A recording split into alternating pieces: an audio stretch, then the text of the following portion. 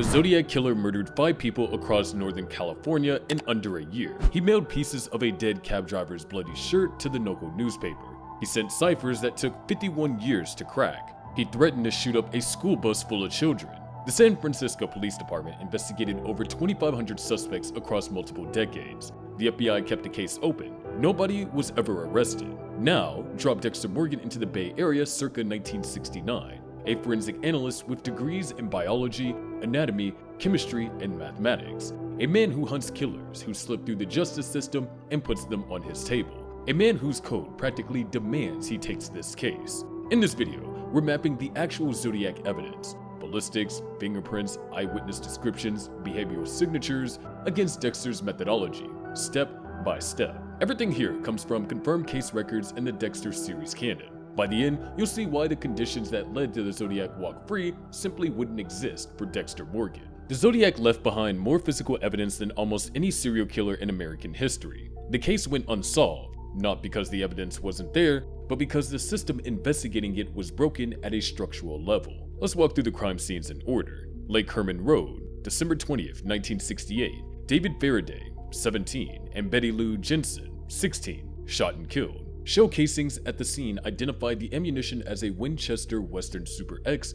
with .22 caliber rounds. Blue Rock Springs Park, July 4th, 1969. Darlene Farron killed. Michael McGow survived. Ballistics confirmed a 9mm handgun. After the shooting, the Zodiac drove to a payphone and called the Vallejo Police Department in a calm voice to claim both attacks. Lake Berryessa, September 27, 1969. Brian Hartnell and Cecilia Shepard attacked on the western shore. The Zodiac showed up in a pre-made hooded costume with a white cross circle stitched onto the chest. He carried pre-cut clothesline. He fed the couple a story about being an escaped convict, bound them both, and stabbed Hartnell 6 times and Shepard 10. Shepard died 2 days later. After the attack, the Zodiac walked 500 meters to Hartnell's car and wrote his cross-circle symbol on the door with a felt-tipped pen alongside the dates of his previous murders. Then he drove 27 miles to a car wash in Napa, picked up a payphone, called the Napa County Sheriff Department at 7:40 p.m. and reported his own crime. Didn't even hang up. A radio reporter found the receiver dangling minutes later. Detectives lifted a wet palm print from that phone,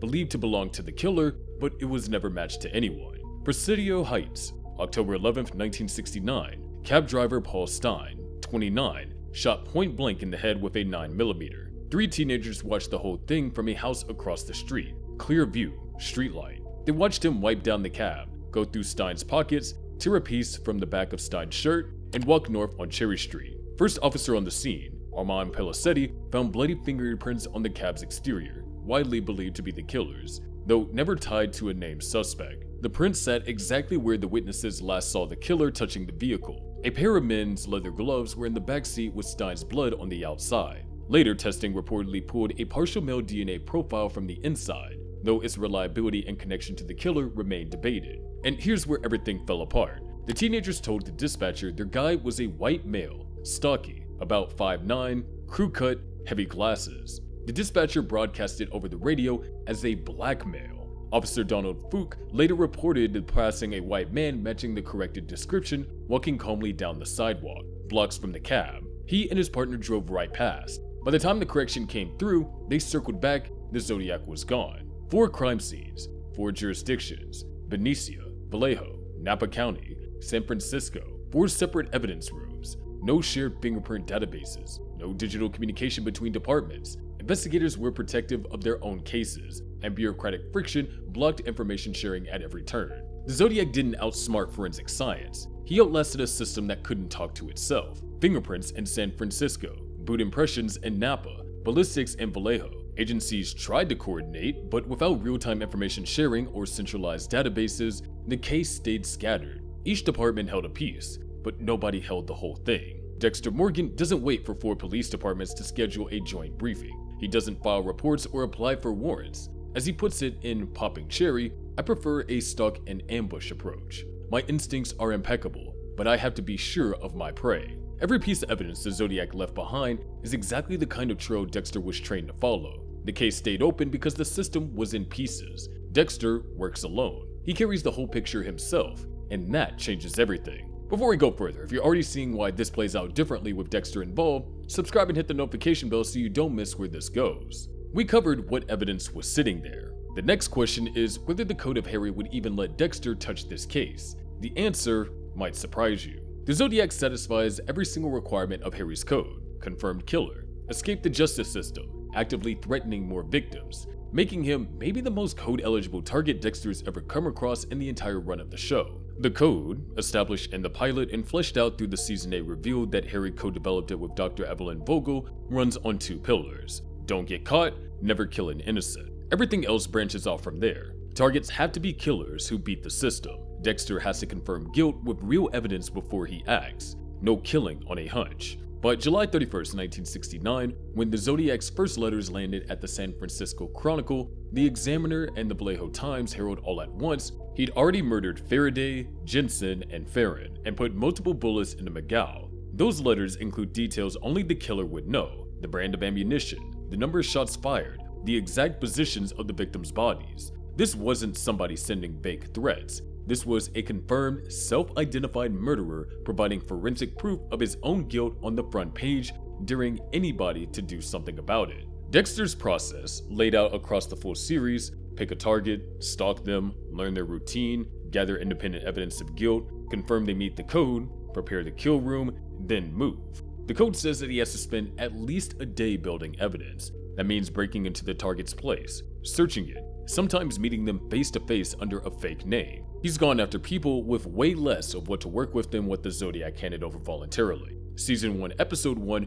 he breaks into Mike Donovan's house just to confirm what he already suspects. Season 4, he digs through Miami Metro's files on Benny Gomez to pin down his address and his favorite bar. Season 7, he pulls cold case files on Hector Estrada that had been collecting dust for decades. The Zodiac wrote his own confession. He signed it with his symbol. He mailed a dead man's bloody shirt as proof. Dexter's evidence-gathering phase would have taken about 15 minutes and a trip to the library. Here's the crack in the Zodiac's armor that 1960s cop never pried open: his compulsive need to take credit. After Blue Rock Springs, he called the Vallejo PD from a payphone. After Berryessa, he drove 27 miles to use a payphone at a car wash in Napa, let the receiver hanging off the hook. He had to tell someone immediately. That composure made him predictable, and predictable is the last thing you want to be when Dexter Morgan is paying attention. In the pilot, Dexter follows Mike Donovan for weeks, sits in his car, watches, waits. The Zodiac's world was tight: Vallejo, Napa, San Francisco. His attack spots were remote and quiet: lovers' lanes,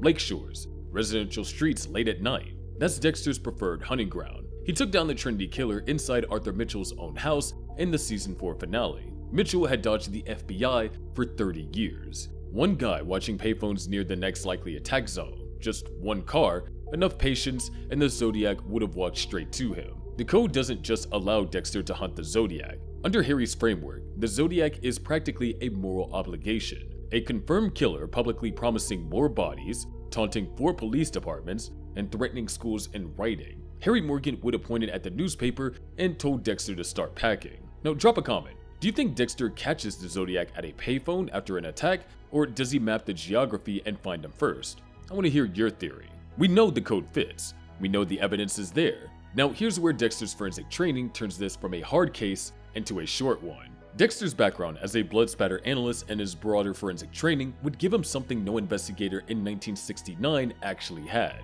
a single, unified read on all 4 crime scenes at once. The Zodiac scenes are packed with behavioral information. The problem is you only see it when you look at all 4 together instead of one at a time. Take the difference between how a killer operates and what he does for personal satisfaction. At Lake Berryessa, the hooded costume with the cross circle on the chest, that's personal.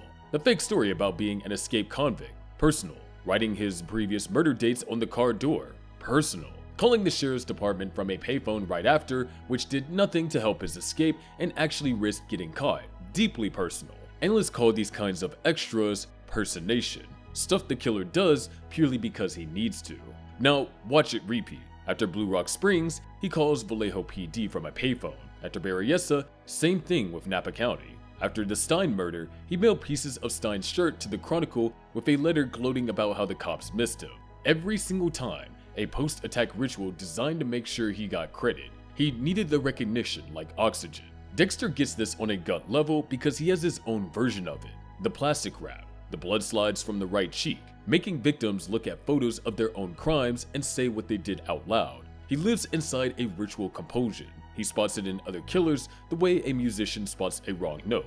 In Season 4, Dexter connects Arthur Mitchell to the Trinity killings by seeing a 3-part cycle that nobody else at Miami Metro had linked up: bathtub drowning, bludgeoning, forced jumping. 3 separate case files that looked like 3 separate killers until one person read them as a sequence. That's the exact analytical approach the Zodiac case was starving for. At the Stein scene, the blood spatter inside the cab tells Dexter the angle of the shot, where the shooter was sitting, which hand he likely used. The bloody prints on the outside, right where the witnesses saw the killer leaning on the cab while wiping it down, tell him this guy lingered way longer than he needed to. The torn shirt taken as a keepsake tells him that the killer collects proof of his own work. Vallejo PD had Blue Rock Springs, Napa had Berryessa, SFPD had the Stein case. The way California law enforcement worked in 1969, getting all that info into one room at the same time was practically impossible, even when people tried. Dexter doesn't need a room. He carries it all in his head. He sees the weapons change from a 22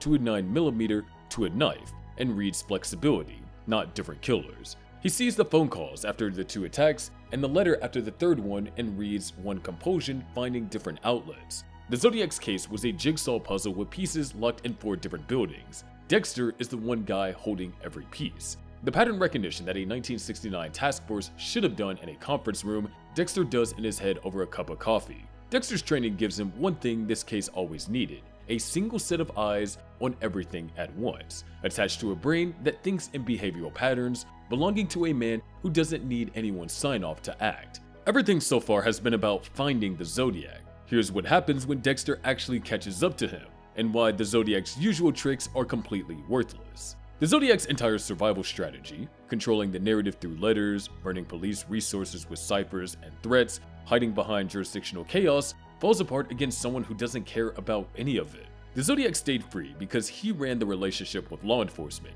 He chose when to write. He chose when to call.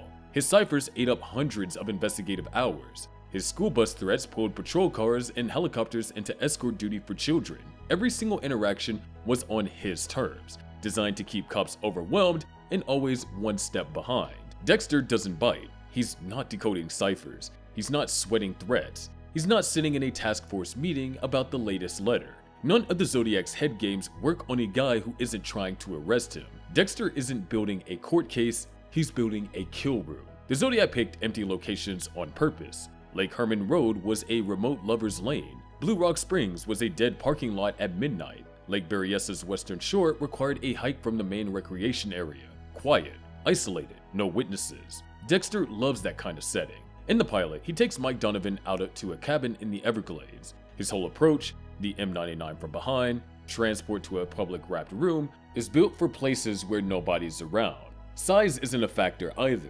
Witnesses consistently described the Zodiac as roughly 6 feet, around 200 pounds. Hartnell put him at 225 to 250. Dexter took down Arthur Mitchell in his own home in the Season 4 finale. Mitchell was played by John Lithgow at 6'4". Bigger guys have met Dexter's table before, and the confrontation itself would be something the Zodiac never once prepared for. Every documented Zodiac attack starts with him in charge. He shows up with a gun or in costume. He sets the rules. He'd leave when he wants, but nobody has ever flipped the script on him. Dexter Kill Rooms does exactly that. The victim wakes up in plastic, unable to move, staring at photos of the people they murdered. Dexter tells them what they did, tells them why it ends here. The Zodiac spent years demanding that the world acknowledge how clever he was. In Dexter's Kill Room, he'd finally get the audience he always craved, and figured out too late that it's his last one. The Zodiac was a performer. The letters, the costume, the ciphers, the phone calls, all theater. He played to an audience of cops and editors who had no choice but to engage on his terms. Dexter doesn't sit in that audience. He waits in the parking lot after the show. Every trick the Zodiac leaned on, misdirection, media games, jurisdictional confusion, psychological warfare, only works against people operating inside a system those tricks can mess with. Dexter operates outside every system. The Zodiac's playbook doesn't fail because Dexter outsmarts him. It fails because Dexter was never playing the same game. 5 confirmed dead, 2 survivors, over 20 letters, 4 ciphers, fingerprints on a cab, a palm print on a payphone, boot impressions at a lakeside, ballistics across 3 scenes. eyewitness descriptions clear enough for a complete sketch, handwriting that stayed consistent across years of letters, possible biological material on stamps and envelopes. Though decades of retesting have only produced partial and disputed results, a pair of bloody gloves with a reported partial DNA profile on the inside whose reliability is still debated. That's not a cold case. That's a gift basket.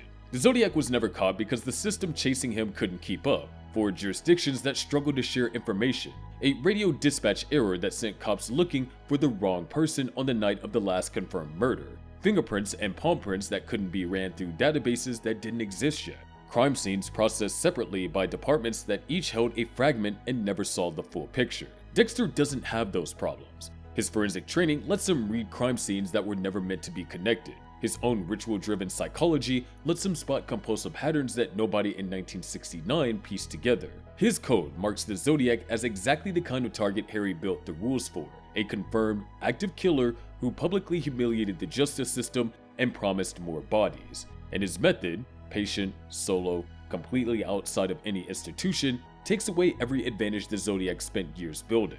The most famous unsolved case in American history stayed unsolved because nobody who saw the full picture ever had the freedom to act on it. Dexter would have had the picture, the freedom, and the M99. Somewhere in the San Francisco Bay, the currents run deep enough that whatever the Zodiac left behind would never wash up on any shore. And the letters, those taunting, boasting, cipher-filled letters, would just stop showing up. No explanation, no arrest, no trial, just silence. The kind only Dexter Morgan leaves behind. If this changed how you see the Zodiac case, Dexter, or both, make sure you subscribe with notifications on so you can catch our next deep dive. And go watch our video on how the FBI would actually profile Dexter Morgan, because that profile is what makes this entire hunt possible.